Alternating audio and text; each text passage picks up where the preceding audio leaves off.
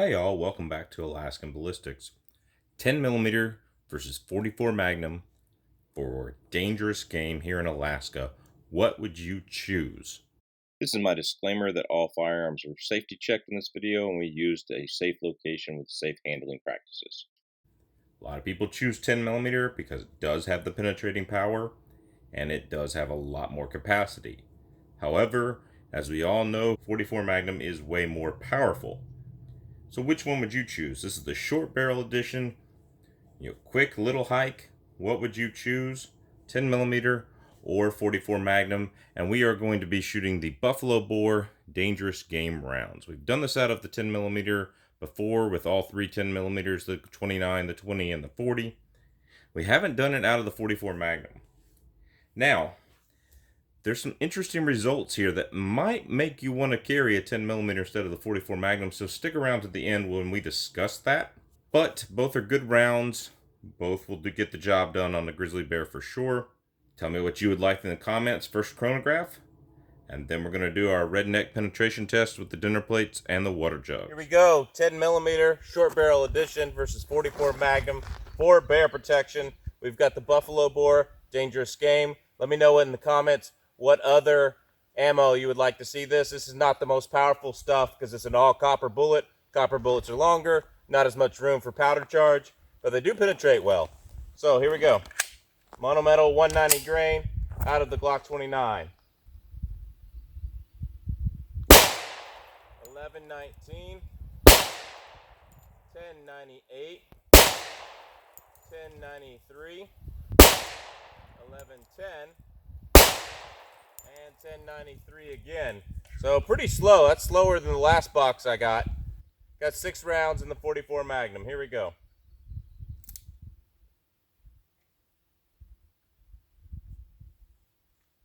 $13.38, $13.46, $13.45, $13.27, $13.29. Oh, I do have one more. $13.81.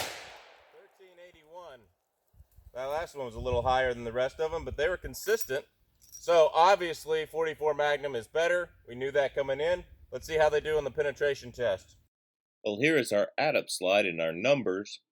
As you can see, the Ruger Red Hawk got 240 feet per second more than the Glock, and it's over double the kinetic energy. The only thing the Glock 10mm did better was the standard deviation. Now, the 10mm does lose a lot in this particular barrel length, but so does the 44 Magnum.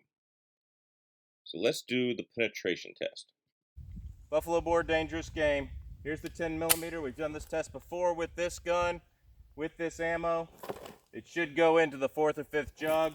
We got the dinner plate to simulate our bear skull. They are more dense than a skull. They aren't as thick, but they are more dense. So here we go.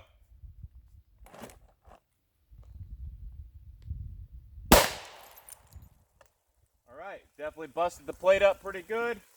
Let's see how many water jugs we made it through. All right, definitely busted the plate up pretty good.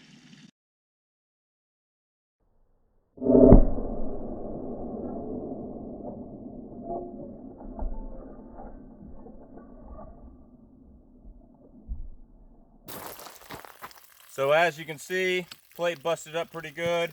We're at 1, 2, 3, 4. Looks like it made it into the 4th jug and settled. And that is the Buffalo Bore dangerous game. Let me get this out for you.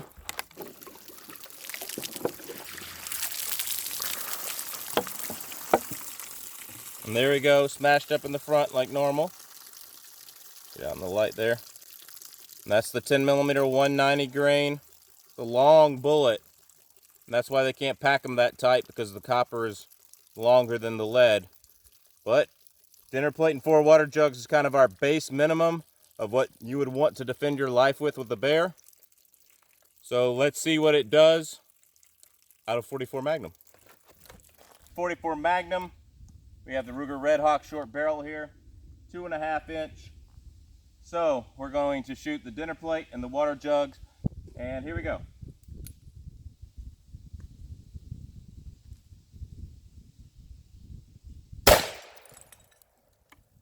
And that is why you carry 44 Magnum. Ooh, I hit high. The bullet flew off high. And I gotta redo that.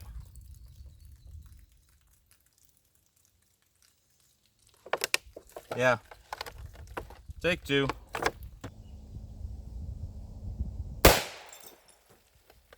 Alright, there we go. It looks like it turned to the side. I hope we caught it. Hope we caught it. So we crushed the dinner plate, kind of hit on the side of the jug, and it is turning more and more to the side. And it hit, so it got 1, 2, 3.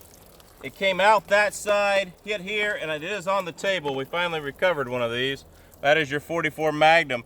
It tends to turn, you know, in the first 2 takes we had it turn up. It hit right in here and then turned up and went out. And this one hit on the side. I think I pulled it just slightly left, and it seems to be turning as well. So that's actually not good bear protection if the bullet is turning left or right. If you aim for the heart, it may not hit the heart. If you aim for the brainstem, it may not hit the brainstem if it's turning left or right. So put what you think in the comments. The 10mm seemed to go straight line. This one just smashed in more.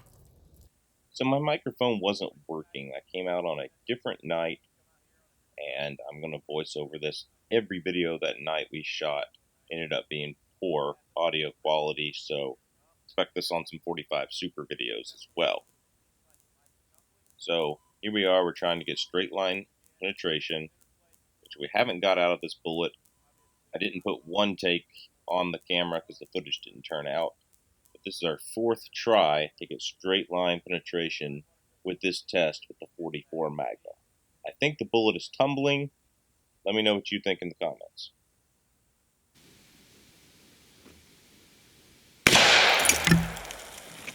All right, let's see if we caught the bullet this time. It looks like it went slightly high, but not too high.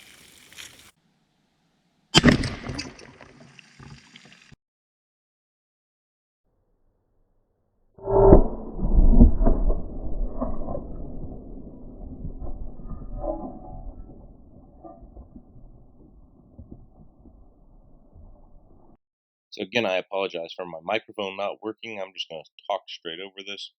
We had more straight line penetration than we've had in the past with this ammo, and I just don't think the 2.5 inches of barrel is enough to stabilize it. You can see we hit mid-high on the jugs, and the bullet was actually going higher each time in each jug, so it was still deflecting up a little bit. And it looks like we've got the bullet in the 5th jug there. And I'm going to pour the water out and get that bullet out for you.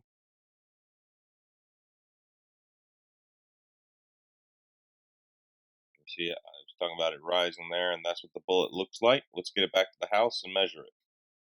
Okay, here we are back at the house. Let's weigh these bullets.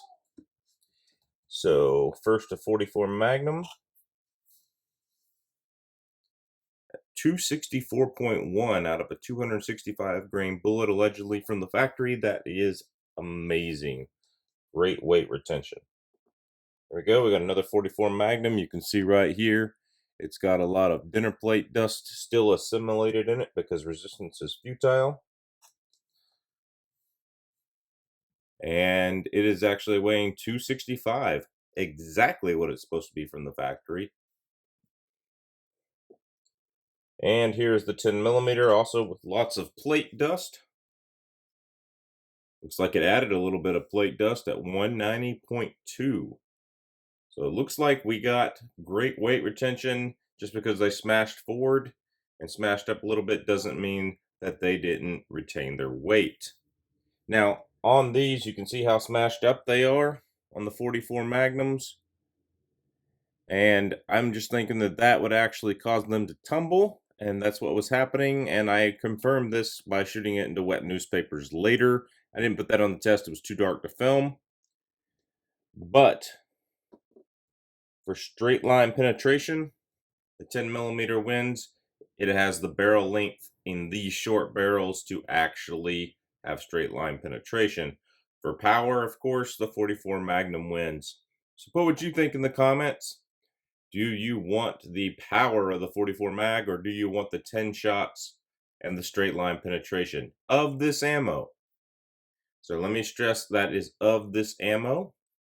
I've not had an issue with the 255 grain Keiths tumbling out of this gun.